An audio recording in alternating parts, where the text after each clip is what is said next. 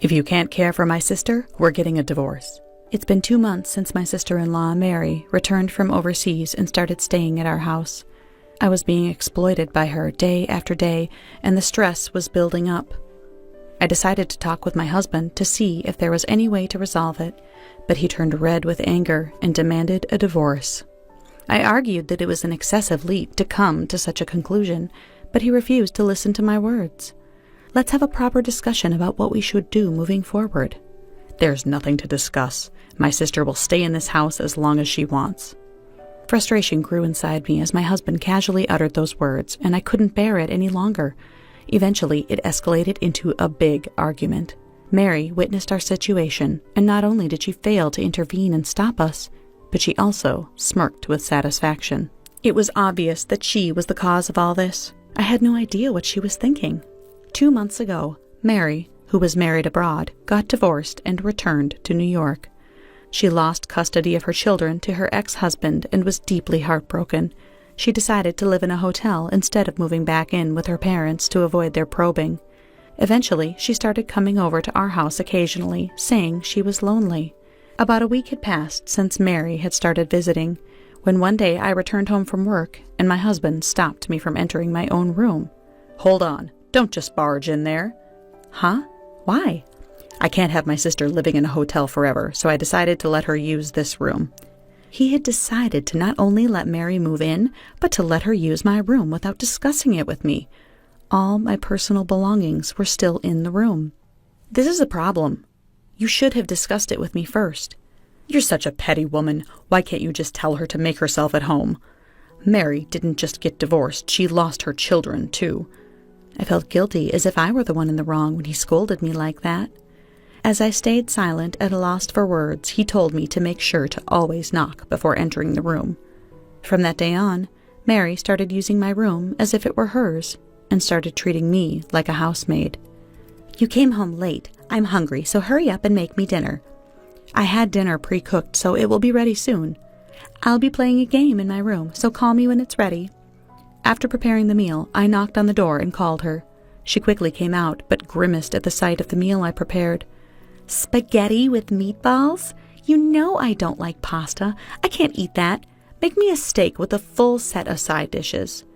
"I don't have the ingredients, and it'll take a long time to make." "Then never mind. Can you order takeout?" "I've already made pasta for 3, so bear with it today." "No way. Order takeout now." What do I do? My husband insisted that I should just go along with his stubborn sister, but I was at a loss. If I dared to express my feelings, he told me, "Think about Mary's feelings," which left me unable to retort. Mary, knowing her brother was on her side, started waking me up in the middle of the night. "I want ice cream. Go buy it now." "Huh? What time is it?" 2 a.m. The convenience store at the gas station should be open, right? Come on, get up." I was just about to fall asleep. "I have work tomorrow, so give me a break." Whenever I refused, she immediately ran to my husband and tattled on me, resulting in me getting scolded and ultimately having to go get ice cream in the middle of the night. Mary never bothered to clean up after meals or help with any household chores whatsoever. On top of that, she orders me to clean her room every day. Just to be clear, her room refers to my room that she has been using. Day by day, her demands toward me escalated. Now she was asking me for money. "Sorry, that's not possible. If anything, go ask your brother." "I can't believe you're refusing. I'm going to tell my brother again. Are you okay with that?" I'd been following her orders, knowing the difficulties she's been through, but if I gave her the money now, I knew she would keep asking for more money in the future. That day, for the first time, I stood my ground and refused to be bossed around by my sister-in-law. Of course, the moment my husband got home from work, she tearfully accused me of harassing her. "Catherine, why did you make my sister cry?" I simply refused because she asked for money. Plus, she doesn't do any household chores, and on top of that, she treats me like a housemaid. I'm emotionally exhausted. It's been over 2 months since she moved into our home. Can't you do something about it? "Shut up. If you can't care for my sister, we're getting a divorce." My husband turned red with anger and demanded a divorce. I argued that it was an excessive leap to come to such a conclusion, but he refused to listen to my words. Let's have a proper discussion about what we should do moving forward. There's nothing to discuss. My sister will stay in this house as long as she wants." Frustration grew inside me as my husband casually uttered those words, and I couldn't bear it any longer. Eventually, it escalated into a big argument. Mary witnessed our situation, and not only did she fail to intervene and stop us, but she also smirked with satisfaction. It was obvious she was the cause of all this. I had no idea what she was thinking. Mary uttered terrifying words to me. "I'm going to make you regret it. I'm Catherine, currently 27 years old. I'm being constantly manipulated by my sister-in-law. My parents divorced when I was still young due to my father's infidelity. My mother, who raised me as a single parent, passed away from breast cancer when I was 19. Since then, although I had friends, the loneliness of not having a family could never be filled, and I lived carrying that loneliness in secret. It was during those days that I met my husband, Bob. After a year of us being together, we solidified our relationship 3 years ago. The excitement of our early days of marriage has faded, but since getting married, I've been grateful for the presence of a family. Despite this, Bob recently lost his enthusiasm for work, quit his job on his own accord, and has become a part-time worker for 3 days a week. To add to my worries, my sister-in-law, Mary, rolled into our lives. Mary was already married and living abroad by the time Bob and I got married. She was pregnant with her first child, so she couldn't come to our wedding. We never had the opportunity to meet because we were so far away. I've always heard from my mother-in-law that she was a kind and considerate daughter, so I never expected her to be so selfish, leaving me perplexed and bewildered. Her behavior continued to escalate. When I came home from work the following day, Mary was grinning with a handful of bills in her hands. The amount of money she had seemed too large to have been given by Bob. "Mary, what's with all that money?" "I sold some bags and jewelry I found in the bedroom." "Wait, you mean my room?" "Where else would they be?" I immediately rushed into my room and opened the closet, but found my mother's heirloom bags and jewelry were nowhere to be found. Mary laughed hysterically as she saw me coming out of the room in a panic. "Why did you sell my stuff?" "Because you wouldn't give me any allowance." "Don't mess around. Those were family heirlooms from my mother." "Good, so you didn't need them anymore." "That's not the point. Where did you sell them? Tell me right now." "Geez, chill out. It was this place called Super Thrift Shop, but I doubt you can get them back." I headed straight to the thrift shop to buy back the items. She just sold them today, so they still should be undergoing maintenance. It shouldn't be too late to buy them back. When I arrived at the thrift shop, I was confronted with a shocking truth. They had a rule they could only return the items to the person who sold them, unless there was proof that the items were stolen. There was nothing I could do without the proper evidence. I was aware of this rule, but I was so caught up in the moment that it slipped my mind. As I trudged back home, a burning desire for revenge against my sister-in-law consumed me. I will get to the bottom of this. First, I'll start by cleaning my room. Another week had passed. I found myself still at the mercy of my demanding and self-centered sister-in-law, enduring my husband's anger along the way. Finally, the time for the decisive battle had arrived. Like any other day, Mary treated me like a housemaid, and my patience was thin. As the evening approached, I ended up getting into an argument with Bob. "Like I've said before, I can't go on like this if you don't treat my sister better." "Are you threatening me with divorce again?" "If you don't change your attitude toward Mary, I might have to." Lately, it seemed like Bob believed as if he brought up divorce, I would stay silent and obey. As usual, he looked down on me with arrogance, and Mary stood next to him, laughing. That was when the doorbell rang. I opened the door to find my mother-in-law standing there. "Long time no see, Catherine. Can I come in?" "I'm happy you came. Please come in." "Mom, why are you here?" Upon seeing his mother, I noticed my husband's expression seemed to darken. My sister-in-law, instead of expressing joy at the long-awaited reunion, didn't even show a smile on her face. Why was she behaving like this when her own mother was here to visit? "Oh my, I didn't know you had a friend over." My mother-in-law, upon seeing Mary, said such a thing. "What are you talking about? She's your daughter, isn't she?" "Oh, stop joking. Mary just had her second child. She actually recently sent me some photos." My mother-in-law took out her cell phone and showed me a photo of the real Mary, who was still happily married overseas. The person in the photo was completely different from the woman standing in front of us, claiming to be Mary. As the woman tried to leave the living room in a flustered manner, my mother-in-law sternly stopped her. "So, who are you?" "Well, I am a friend." "Yeah, she's my friend." The lie was apparent from their panicky expressions. That's when I revealed her true identity. "So you aren't Mary after all. I've always thought it was odd. You must be Bob's mistress." "What are you talking about? Don't spout nonsense."